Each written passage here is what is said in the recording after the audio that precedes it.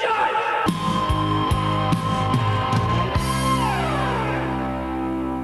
Hello, movie lovers, and welcome to the Cinema Judge. Let me briefly tell you what we do here. We love movies. We like to share movies with you. The studios, they send us interviews, clips, all kinds of things, and we put it together. We present it to you, the jury, and you make up your own mind. Because any movie is somebody's favorite movie. We all come from different walks of life, different experiences. There's no way I could tell you not to like a movie or not to see a movie. I'm not going to sit here and yell and complain about Hollywood or this actor, this actress. None of that. Leave that to the professionals. I just like to learn about a movie. And whether it's a big budget, little budget, or in between, I just like to hear about a movie and everything involved in it. And that's what's important to me. I want to share a movie with you and we can just learn about it together. Because it all comes down to just one little simple thing. We all want to spend our hard-earned money wisely. Because we all want the same thing. An enjoyable movie experience. Now, approaching the bench today, we have Puss in Boots, The Last Wish. And it stars Antonio Banderas, Salma Hayek, Florence Pugh, John Mulaney, just to name a few. Now, here's the story in a nutshell. Puss in Boots discovers that his passion for adventure has taken its toll. He has burned through 8 of his 9 lives. He sets out on an epic journey to find the mythical last wish so he can restore his 9 lives. Now what we have next is this. We have a featurette. Now in this featurette, you'll hear from everybody, from the cast, the directors, everything like that. And they'll just be talking about this movie. Usually I have a trailer, but sometimes you get these nice featurettes that really sum it up really well. And that's what I'm going to have you listen to right now. Here is a featurette telling you all about Puss in Boots, The Last Wish. I am Puss in Boots! I laugh at death! I am known by many names. The Stabby Tabby, El Macho Gato, the Leche Whisperer. I am Puss in Boots! It's amazing to bring Puss in Boots back to the big screen. It's just nothing but a joy. There's a charisma that Antonio does perfectly. Welcome to my fiesta! This will revolutionize trouble. What? He's bigger than life in everything he does. Hey! This is a party! Where's the music? All of the thrill and all of the adventures. Oh my God, I absolutely loved it. The legend will never die! Puss in Boots is on the last of his 9 lives. It's the first time that he knows that death is a possibility. The wishing star could get me my lives back. But every fairy tale character are after this wishing star too. I mean, you can imagine who wins. I just love the smell of fear. Hello, missus. We're looking for the legendary Puss in Boots. Have you perhaps seen him? Goldie, is this him? Who is this guy? I'm Puss's best friend. And you are Soft Paws. Kitty's Soft Paws. Oh, look at her! Am I doing it? It is more beautiful than you can imagine. It is super fun. What? What's funny? It just makes you feel good when you look at life through a positive lens. Adventurous, energetic, exciting, cute. It was for me the most spectacular fall this time.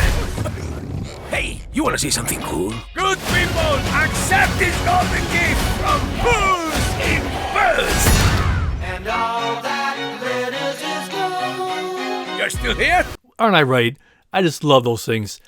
And at the end of the show, I'm going to tell you how to watch this if you choose to, because within that featurette, they have clips in the studio shots and everything else, so you're not just hearing it. But if you choose to watch it, I'm going to give you that website at the end of the show, because then it's a little bit more clear. But up next, we're going to hear from director and co-director. First director is Joel Crawford, and he's going to talk about what excited him about this role, about this movie. And then Waniel Mercado, the co-director, also talks about the film. Something that right from the very beginning excited me about this project was the opportunity to tell a story that's both absurd and deep at the same time. Puss in Boots is on the last of his 9 lives. And, I mean, when you think about a cat has 9 lives, I don't even know where that started, this idea of it, but it's ridiculous. And it fits perfectly into the Shrek fairy tale world. At the same time, when Puss discovers he just has 1 life left and feels the weight of that, there's something very relatable for all of us as human beings who've only been gifted with 1 life ourselves. And that's what excited me about the promise of this project was it can be ridiculous and funny and fantastical and then really grounded and have what I hope is a powerful message, which is a kind of celebration of our life, a joy of what we've been given. Since we've last left Puss, he was just making a name for himself, just starting to become the legend. And where we pick up at the beginning of this film, he's very, very much into this legendary lifestyle. So at the beginning of the film, we see Puss living the life of a legendary rock star.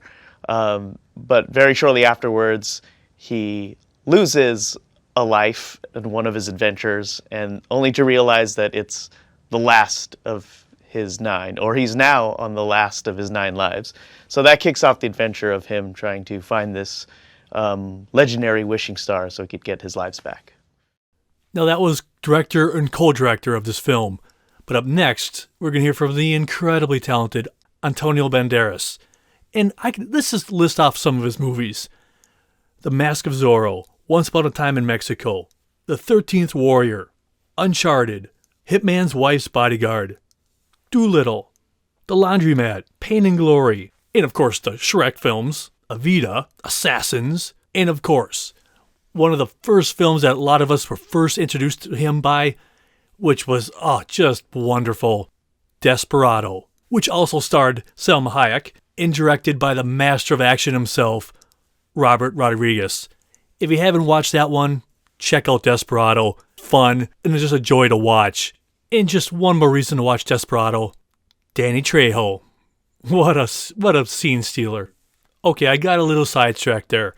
But in this interview with Antonio Banderas, he talks about his character, about he's lived a lot of lives, but he's lost track. And he talks about meeting the doctor and what happens there. Immediately after that interview, we're going to go to that scene that he speaks of, where he meets up with the doctor, and the doctor says, "You're down to the last life, my friend." Here that is. The doctor announced to him, you just died. He says, "Yeah, don't worry, man. I just did many times in my life." I said, "Really? How many?" So he's just counting. And we see a scene, very funny actually, a scene in which he's just going and remembering every time that he thinks he died. And at the end, he thinks that it's like 4 or 5, maybe 6 of those. So he got 3 more lives to go. And the doctor said, "No, that is 8. Just the story that you told me, if you count them properly, it's going to give you a number that is very close to the real end." Little by little, he started listening. First of all, the idea that actually the wishing star landed somewhere in the middle of forest. So he started having this idea of maybe I have the opportunity to go over there and recover my lives. Listen, doctor, thanks for everything, but I am feeling great, strong, like a bull, Now, do you know a good place to get some gazpacho? Please, this is serious. What is it? Puss in Boots. How do I say this? You died. Doctor, please. Relax! I am Puss in Boots! I laugh at death! You see? And anyway, I am a cat. I have 9 lives. And how many times have you died already? I don't know. I never counted. I am not really a math guy, You are down to your last life. My prescription, no more adventures for you. You need to retire. Me? Retire? Are you the village comedian as well? Because imagine that. Your whole life, you've just been living wild and just totally free. But then you're told, you better pump the brakes or else you could be on your last out. And that's what I always like about these kind of movies that deal with either immortality or long lives, because you would live your life entirely different if you knew, A, you could live forever, or you have several separate lives. It's a whole different mindset. The things that you could do, are endless almost. I could take this chance. I'll do that. Us mortals can't do that, and we always living in fear. And I suppose if you get rid of that fear, you can do anything you want. So that's what's always intriguing about this. And that's what he's dealing with at this moment. He's been told all your carefree, free-wheeling days are going to be over. And it's just an interesting place to be, I would imagine. And I love to see how they explore that. Now, coming up next, we're going to hear from Antonio Banderas again. And he's going to talk about voice acting, about the difference of it and just everything involved. Then immediately after that, I'm going to do something a little bit different, and I don't do it often on the podcast, but I think it'll work. What we're going to have after his interview is him in the studio doing his voice work, and he's talking back and forth with the directors and stuff like that. I just find it very interesting. And if this blows, let me know, and I won't do it again. But throughout the show, I'm going to have this where the actors are going to be in the studio doing their lines. I personally love it. And I don't know if you will, but hear the interview in studio time. It's very difficult to describe when you are acting in a movie with your voice. You're just giving them your voice session after session in voice that is not attached to any image at the beginning. You're totally free to just establish a rhythm in which you're saying your lines. You can go in volumes. You can just touch a number of things, and you just get an agreement with the director and different creators when you are doing it. But then when you start receiving the results, it was for me the most spectacular of all this time. I was in awe of the subtleness, the little expressions that they were able to capture. There are details of real acting in these characters captured by these cartoonists. Well, where am I? Where am I? Okay. Listen, doctor, thanks for everything, but I am feeling great, strong, like a bull, And now, do you know a good place to get some gazpacho? Okay. Relax, I am Puss in Boots. I laugh at that. Ha, ha, ha, ha. You see? And anyway, I'm a cat. I have 9 lives. And I'm telling you, a cat always lands on his feet. Just watch. I like when he's drunk of milk. Well, I am Puss in Boots, loved by one and all. Yeah, it's funny, actually. This is the moment of depression of my character. Do you mind? I'm trying to eat here. I mean, meow, whatever. Come on, Rabbit. No, not happening. Rabbit. No, let me be clear. I don't want to touch your belly. Okay? Good. I want to be left alone. I want to be left alone. I want to be left alone. Bye. Ha! Puss in Boots laughs in the face of death. Bounty hunter. Laughs in the face of death. Bounty hunter. Ha ha ha ha! Puss in Boots laughs in the face of death. Bounty hunter. What do you guys think? I enjoy it. If you don't think that's a cool idea to do it again, let me know, and I won't do it. But now, coming up next, we're going to hear from Harvey Guillen, who plays Perito. And he's going to talk slightly about his character, that his character brings a little bit more light to the, severity of Puss in Boots. And then we're going to hear from one of the directors, Joel Crawford, and he talks about tone and what both these characters bring to the film. And then we go back to Harvey, and he just talks about how it's just a dream come true to be in this animated film. And then we're going to go to a scene, and in that scene, Perito is talking to Puss in Boots, who's now in this retirement home, He has a long beard, and he's just trying to talk to him. Hey, how's it going? And, he confesses that he's not a cat, he's a dog. I think it's important to have someone like Perrito in Puss's life because he can sometimes get cynical and very, not the friendliest cat, if you will, because he doesn't have time for it. He's adventure, he's a hero, and we need someone to even those things out sometimes in our life. In establishing the tone in this movie, it was really important to make sure we had a broad range of emotion. On one side, you have this gritty spaghetti western tone, this inspiration from grim fairy tales that can be kind of dark and scary.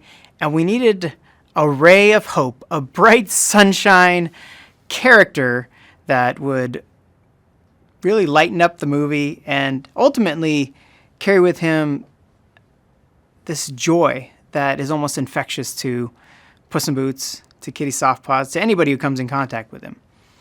That is Perrito. The first time I saw the character design for Perrito, I think I got teary-eyed just because it's always been a dream of mine to be an animated character, and especially with such, nostalgic story like Puss in Boots and the Shrek franchise and all of that. That was my childhood. So getting this role was literally a dream come true. You're a talking cat? I'm a talking cat. Let's talk. I'd rather eat. Oh, not a problem. We can eat and talk at the same time. No hablo inglés. ¿Hablas español? Yo también. Oh, ¿de dónde eres? ¿Te gustan las siestas? I don't speak Spanish either. You're funny. Okay, good talk. Oh, hang on. Pickles? Is that your name? I'm no expert, but you don't look like a Pickles. Well, you don't look like a cat. Okay. Full disclosure, I'm not a cat.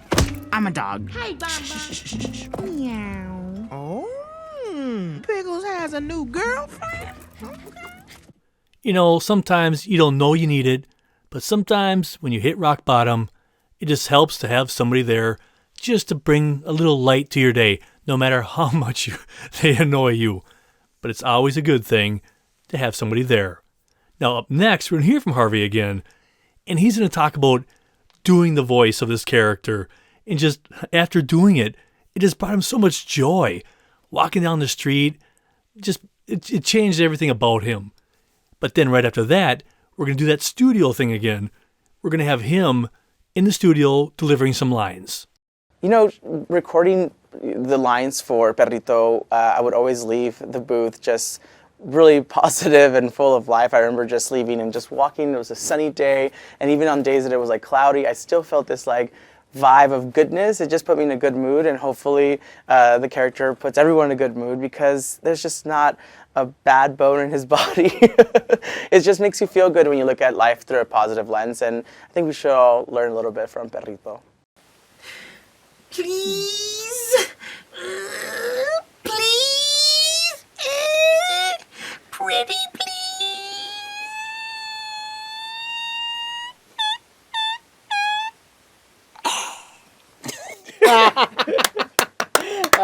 It's awesome.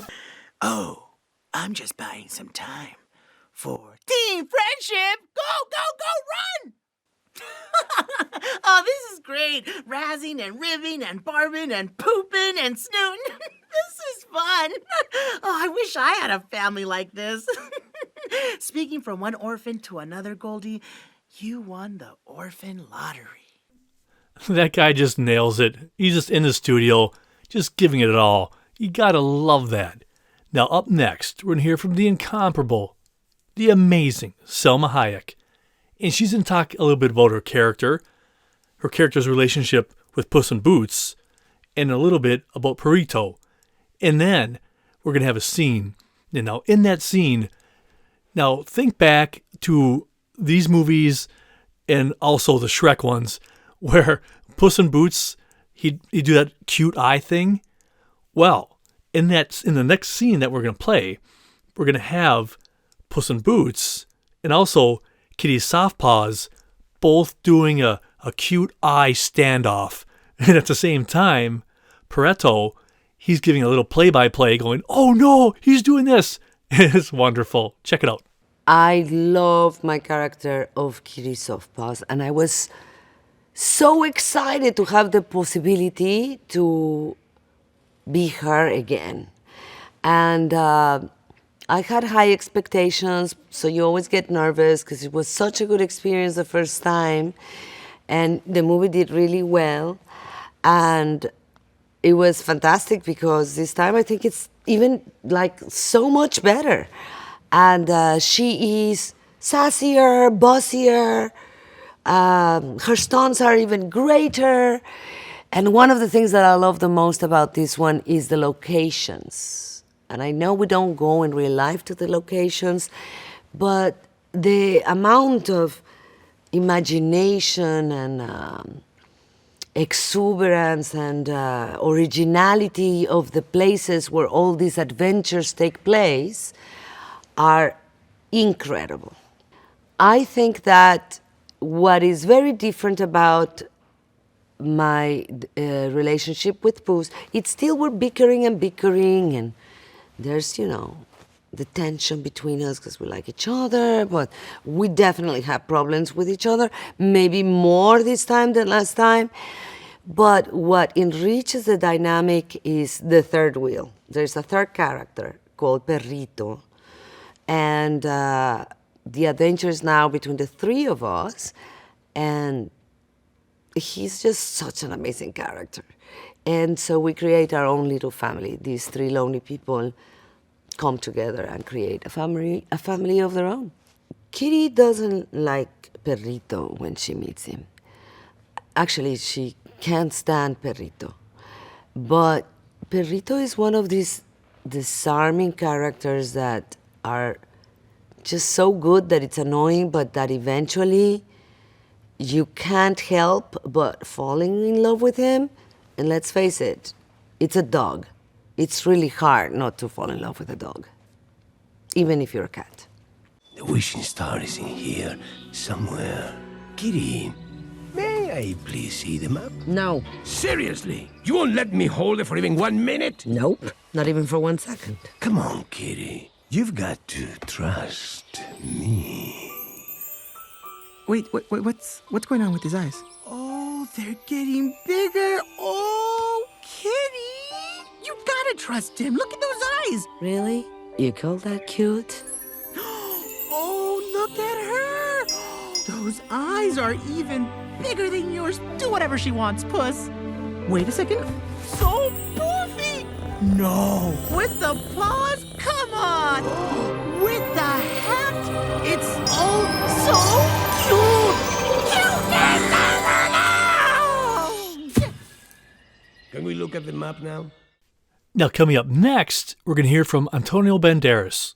And he's going to talk about how Puss in Boots finds out eventually that he really needs these two people, Perrito and Kitty Softpaws, because they help him become a better him. And then we're going to hear from the director, and he talks about how Puss in Boots starts having almost fear because he realizes this could be the end. And then we're going to go right into a clip. Now, in this clip, Puss in Boots is at a bar, and in walks a bounty hunter. And it's a kind of like he slides a piece of paper over, showing his picture, and it's that whole great Western thing, and it goes from there. Here it is. With the help of these two friends, especially Perrito and Kitty, they're going to make him understand the real value of life that he took for granted before, because he got many. But now that he got one, which is what normal humans do have, one life, you know, he's going to get a beautiful lesson about that value of life itself. The world has only seen the fearless hero, the guy who, you know, always has an answer for everything, a quip for everything, who will sing a song. And what happens to this guy who is hit by the fact that he is down to his last life, and he feels fear for the first time, and he goes on this journey of vulnerability, and in a way discovers more about himself, and the audience alongside gets to see that and experience that. And that was something surprising from the very beginning, that we knew we'd get the comedy, we knew we'd get the return of Puss in Boots, but the depth that Antonio's brought has really been just incredibly impactful in the story. I never do this, but can I get your autograph? Been following you for a long time. Sign right there. Puss in Boots laughs in the face of death. Bounty hunter. So I've heard. You will find your reward does not come easily. This I tell you. Everyone thinks they'll be the one to defeat me. But no one's escaped me yet. All right, let's get it over with. Fear me if you dare. I just love the homage to Westerns. Because growing up, I was a massive fan of the spaghetti Westerns of Clint Eastwood. They were just magical. Whenever they came on, I was there. So to this film, it makes you just feel a little bit of that warmth of, man, I remember when those movies were something I really was pulled to. And now we get it in this form. Now, speaking of this form, the director's up next. And he's going to talk about how animation isn't just for children. And these stories aren't just for kids. These stories are universal. They speak to adults and everybody involved. And then we're going to go to a scene. And in this scene, Puss in Boots is at this giant like party. And then this actual giant, walks up and he like grabs people inside the party and lifts them up. And Puss in Boots is like, no, I'm not going to have this. So he starts running and like the monster grabs this kid and the kid goes, I'm flying. And Puss in Boots goes, no, you're not flying. And then he goes over to the band who's playing and he gets on the guy who's playing the bass and he pulls the strings back. He jumps on there and he flings them towards the monster, or the giant, I suppose I should say. And the giant is running towards them. There's this great scene of them two, like Puss in Boots is flying through the air. The giant is chasing him head on. And all Puss in Boots has is his sword. He's just pointing it straight out. And then the giant has his arms reached out. And then Puss in Boots goes, boop, right into his fingernail. And we all know, if you have a sharp object that gets pushed into your fingernail, I don't care how big you are, that's going to sting. So that's that. When you hear that from the audience, from down below them, that's what it is. It's the giant getting that little prick in his finger. Anyway, check it out. Art is about interpretation, and what's really cool about creating a movie that it leans on impression more than being literal, that you can connect emotions, I think, in a stronger way. And also, it allows you to have something that kids can access, but also adults feel the same. And, something that we've always pushed for is that, these movies aren't just for kids. Animation isn't just a genre. It's a tool to tell stories. And we really wanted to make sure this story took you on a sophisticated journey and really helped you experience things unlike you're used to seeing in an animated movie.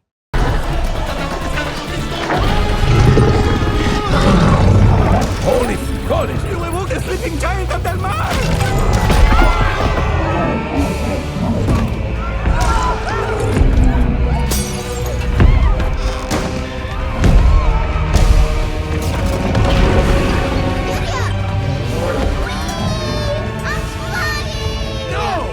Not flying! I will save you!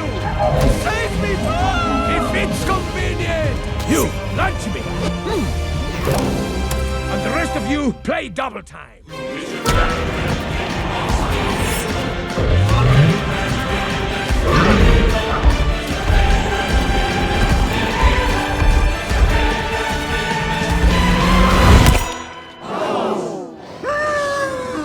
Spanish Splinter! See what I'm saying? It's a great scene.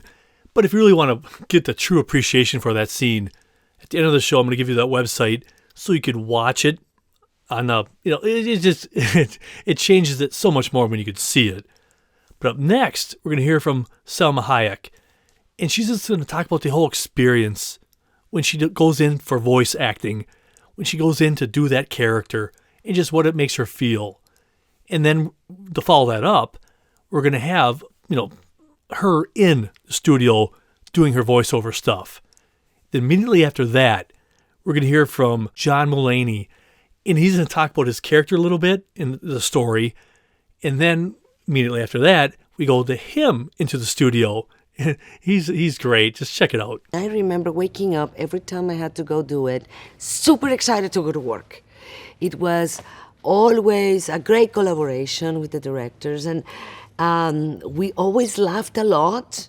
They were very welcoming to ideas and lines and different interpretations of the lines, and sometimes I would come up with lines that were a little bit extra for the Latino market, and I was very happy to see that the directors, even if they're not Latino, they got my jokes. They got my jokes, and the audience really got it. And it was really lovely for me to put that extra layer into it. I thought it was going to be a wink to a certain kind of audience, but it turns out that all the audience love it. Soft paws. Kitty soft paws. There's no way I'm letting you hold that map. Don't you cross me, or your name will be Perro Muerto. For a dark forest, this place is pretty colorful. I wish I had my quinceañera here. I was the best thief you ever hired. Jack Horner, formerly as a boy, Little Jack Horner, is the eponymous star of the nursery rhyme Little Jack Horner Sat in a Corner, a nursery rhyme that no one knows, and those who know it don't like it. It's not a good nursery rhyme. Little Jack Horner sat in a corner eating a Christmas pie. He stuck in his thumb and pulled out a plum and said, "What a good boy am I." It makes no sense. I mean, it doesn't, is he being arrogant? I don't get the point of it. I don't get any part of it. I don't like it either. It's a weird. Also, there's a full plum in the pie, not chopped up or anything. No one likes the nursery rhyme. Now, that's not just me talking. Little Jack Horner, now Big Jack Horner, is unpopular as a person in our magical world. He runs a pie business. No surprise there. But he's also a collector of magical items. And he's kind of a psychopath. Jack Horner, I'm telling you as the actor, will never be happy. He has an insatiable desire for more magic, thinking if he gets all the magic, he'll be happy. But he won't be. He definitely won't be. So his desire for magic is really just that he's a completist. He needs to have all of it. I'm not a magic locust. Why, I'm not a locust at all. Well, what are you then? Some sort of demon grasshopper? An evil fairy? Eat the forest then! Put a curse on it! I don't do curses. Then what do you do? I judge you. I sit on your shoulder and judge your actions and the quality of your character. I'm your conscience. I hate that! Man, I really did overpack. All right, magical locust. Defoliate, fly, and feast, and eat those flowers! Well, I'm not a magic locust. Why, I'm not a locust at all. Then what are you? Some sort of demon grasshopper from the netherworld? Some sort of evil fairy? Put a curse on this forest, then! I don't do curses. Then what do you do? Well, I judge you. I sit on your shoulder and judge your actions and the quality of your character. I'm your conscience. Oh, I don't need that at all. Oh, I overpacked. I'm not really stressing about the manpower. Oh, get over here! You see, I've got a bottomless bag of magic weapons. And these babies are gonna help me get that wish long after all these fellas are dead and gone. Again? And if, like... Word of advice. Join the fun and stop being the way you are.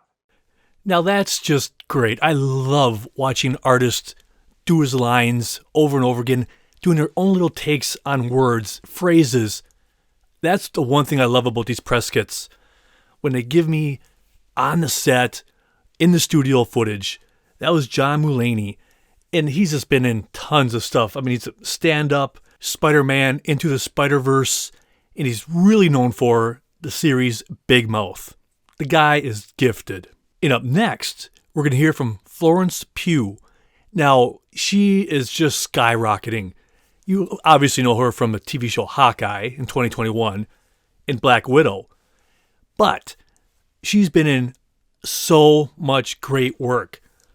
Midsummer in 2019, Little Women 2019, Fighting with My Family 2019. She debuted in The Falling in 2014, Lady Macbeth, Outlaw King, the AMC miniseries The Little Drummer Girl in 2018, The Wonder in 2022, Don't Worry Darling also in 2022. And she's just going to keep on going. I just love to see where she's going to go.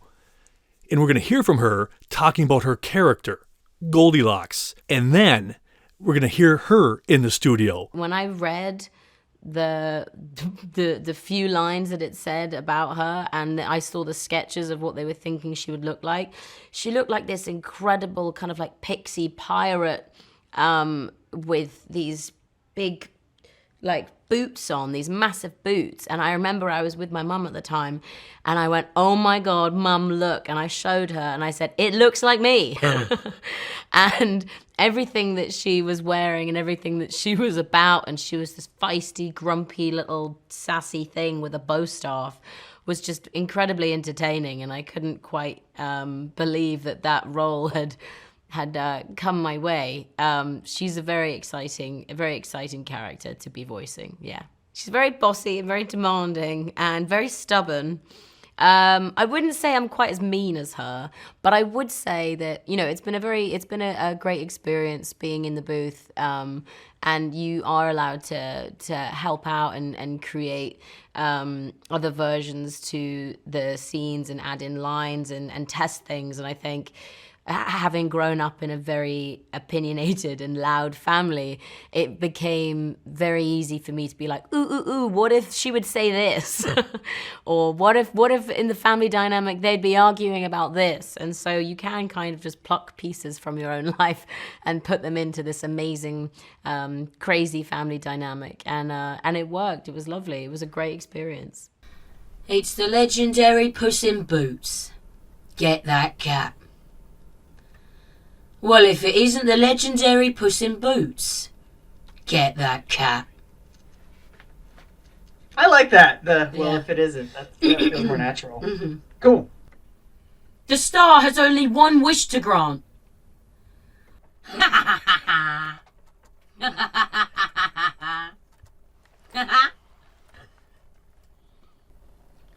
Oi! I mean, is this a roar? Yeah, okay. I like the idea of a roar, of Goldie roar. Rawr! Rawr. Hello, missus. We're looking for a cat. This cat. We've got an offer for him. Make her talk. Too soft. Too hard. That was just not right. Oi, baby, sniff him out. Oh, I'm telling you, when we get that wish, it will make everything just right for all of us. I could listen to that stuff all day. The different pitches, everything that they do to create that character. And you gets to really realize why it takes so long to make an animated film, because there's so many different inflections they have to do, because they never know maybe where the movie's going to go or what tone they want for that particular scene. So when you're in the studio like that, they have to try everything underneath the sun. You just can't just read it and be done. No, you got to do it differently this time, a little faster, slower. I could do it all day. Now, up next, we have two really great interviews. The first is from Antonio Banderas, who plays Puss in Boots, and then Salma Hayek, who plays Kitty Softpaws. And they both talk about the importance of the Latino representation in this kind of movie, where they're not the bad guys. And also they talk about, they don't even have to mention that they're Latinos. It's just that they're in the movie. And that's what I like about where we're headed to, where you don't have to specifically say, oh, this is this community and they're the good ones or the bad ones or any of those things. It's just they're in the movie and these are the characters. And that's that perfect sweet spot I hope we get to one day, when all races, genders, sexual orientations can be in a movie and you don't have to say, oh, hey, this is the first time this is happening. This is the first time this is happening. That's where true movie entertainment will come from, where it's not like, oh, gee, this is the first time. Wow. Which is very important and great. But getting there and not have to say that, and just, these are just actors playing a role. And it's really cool hearing him and her talk about the community and just how proud they are to be part of this kind of project. Something that has happened from the beginning has been actually supporting the idea of diversity and being in that way very openly natural as considered human beings. And without, regardless, the color of their skin or the accent that they have, of where they're coming from, what is their religion. The fact that the hero has an accent and the bad guys don't, it's very interesting, for our community. And especially because this is getting in the brain of kids. They're growing with that idea that they don't establish a relationship between bad things and accent. It treats my community, I think, always did, every movie in which Puss in Boots has been there, very fairly, very. It's very exciting that this movie, to me, was maybe the first movie or the first really big animated movie that had the male lead and the female lead to be Hispanics. And so 11 years later, it's even more meaningful that now the third lead is also Hispanic, Harvey Guillén. And so I'm really proud because the film is not about being Latino or Hispanic. It's very universal, but we just happen to be a couple of cats that are very passionate. And now there's one dog, not as passionate as the cats, but irresistible. Very well said indeed. I knew they could explain it far better than I could possibly say it. Now, coming up next, we're going to hear from Harvey Guillén, who plays Perito, who's a dog pretending to be a cat. And he talks about what he hopes people could take away from this film. The one thing I think you can take away from Puss in Boots, The Last Wish, is that sometimes the wish that you wish for, it may be something you already had in you or already in front of you. So sometimes we long for something or an aspiration, or the grass is always greener on the other side, but sometimes you got to stop and realize that the wish that you had a while back might be the wish that you're living right now. And so it's a good reminder to always look around and be grateful for the wishes that already have come true. And he has such a great point, because I know for sure I'm one of those people who always, all through life, dreaming of this, dreaming of that, oh, poor me, why can't this happen, etc., etc. But every once in a while you got to stop and look around and go, oh, I got it pretty darn good. And I'm not saying everybody should do that, because not everybody has it, good per se. I'm just saying, generally speaking here, people, just big picture, like, we always think, I want a bigger house, bigger car, whatever it is you think you want or need, or I need to be with that person, whatever it is. It's like, you got to just sit back sometime and go, dudes, I'm doing pretty solid. Relax. It's all going to work out, or work out how it's supposed to. Now, up next, we're going to hear from Antonio Banderas, And he talks about this his legacy, about doing this for so many years. I've been doing actually sessions of Puss in Boots for 12 years consecutive. This was the longest space, but now it seems like the right time just to pick up Puss and just throw him back to the big screen, the place where he belongs. And let's just give credit where credit is due. He has created an iconic character. You can't see anybody else doing this role. And I would love to find out, what does he think of it? What does he think when he's making this voice, creating this character? He just must love it. I would think that something you've created has lasted this long, and you can still go back and keep doing it, because I love it. I could just watch these kind of stories all the time, because they're fun. There's always a little message, and it's just adventure. And the commitment they make, so much commitment involved in making this kind of film, from the animators to everybody involved. You can just feel the passion. And I just hope they keep going. And who knows where they're going to go with these things. It always changes. But I know, just speaking selfishly for me, I would love if they keep making these movies, because they're so fun. Now, I hope you enjoyed our in-depth look at Puss in Boots, The Last Wish. Now, if you guys have any questions, comments, concerns, any way to improve the show, please let me know. cinemajudge@hotmail.com, because I can't grow if I don't know. And you can visit me almost anywhere. Instagram, TikTok, YouTube. I even have a couple Facebook pages and groups. Check it out. Drop me a line. Reddit, Pinterest, Flipboard. Almost anywhere you go out there and look.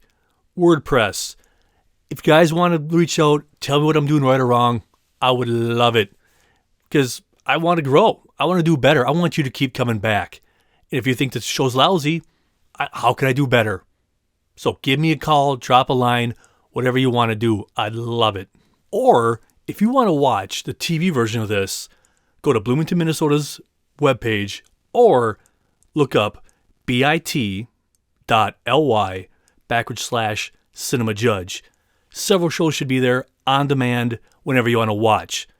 Because this kind of episode in particular, with the in the studio stuff, it really is kind of fun to watch them just doing their thing and doing the lines over and over again and watching them interact with the people like behind the glass. But now it's my favorite part of the show. This is where I thank you, every one of you who listened to the last episode. I always give you a shout out. But some of you might say, hey, I listened to a back catalog. I didn't hear you mention me there, buddy. Well, that's almost impossible to find out and see. But rest assured, anybody who listens to those old episodes or from a couple weeks ago, a couple years ago, it shows up. But me being able to tell who, what, when, where, why is virtually impossible. But I see it, and I always give a standing O in my little head, going, yes, somebody listened to an older episode. So I do see it, but I don't give a shout out for all those other ones. It's just for the last episode. So for all you around the world, I hope my voice finds you well. Because often you guys tell me you listen when you're driving to work, driving home from work, sitting at home, brushing your teeth, whatever you're doing. It's just spectacular. So wherever, whenever, or whatever you're doing, this is for you. All listeners from the United States, a ton from Germany. Thanks so much, Germany. Same thing with Canada, United Kingdom, Qatar, Egypt, Turks and Caicos Islands, and Chechnya. You guys are incredible, every one of you. And a lot from Los Angeles. Thanks so much, Los Angeles. I really appreciate it, California. St. Paul, Minnesota, Minneapolis, Minnesota, Madison, Wisconsin, Santa Clara, California, British Columbia, Pasadena, California, Huntington Beach, California, Milwaukee, Wisconsin, Worthing, West Texas, Providence, Rhode Island, Farmington, Minnesota, Holyoke, Mass, Detroit Lakes, Minnesota, St. James, Minnesota, Munich, Bavaria, Frankfurt am Main, Hesse, Doha, and Doha. Man, that one was horribly wrong, but I thank you. And then Ismailia, Governmente, or something like that. And Searland. All you guys that I butchered right there, I am so grateful. You take time out of your busy, busy life to listen to this show. I truly thank you. I tip my cap to you. Every time I see a name pop up, I always do a little happy dance. Just because I butcher your name doesn't mean that I don't value it and just get so stoked that somebody took time to listen to the show. So to each and every one of you, thank you. Now, this week's bourbon shout-out goes out to Shelly, Amber, a.k.a. The Favorite, known by her friends, and Chastity, who works at Walgreens. To you three, cheers. But now, it's the music section. If you're a regular listener, you know what this is.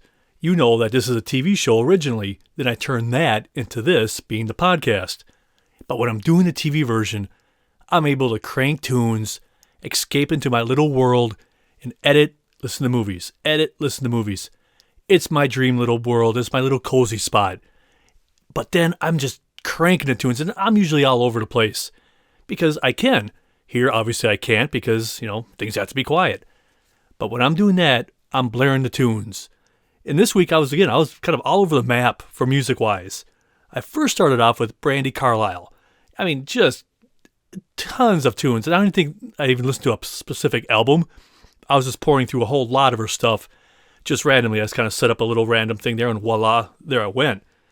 And then I went on to David Gates. You might say, who's David Gates? He's one of the singers from Bread. And I listened to his album, Goodbye Girl, from many years ago. But I haven't listened to it in years, and it's just stellar. That's David Gates' Goodbye Girl. Then I moved on to England Dan and John Ford Coley, and I just put on their greatest hits, and that's, again, happy place for me. Then I moved on to Styx Greatest Hits. What a great album. Just loaded. I could go on. And then I moved on to the great, late Stevie Ray Vaughan. That guy is he was epic. His whole soul was played into his guitar. Just so many hints of Hendrix, but he was his own man.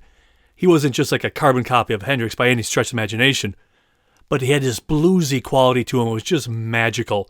If you ever have a chance, throw down some Stevie Ray Vaughan, put on his greatest hits. It's just magnificent. And then I switched gears again, and I went on to Air Supply's greatest hits. Hey, come on, great tunes. Then I moved on to some Billy Squier, Bob Seger, and I did some Boston. I did specifically Third Stage. That is just a magical album for me. If you ever have a chance to listen to the Boston album, Third Stage, it is just epic in my mind. It's almost like a concept album, and it's just incredible. I can't play that one even lightly.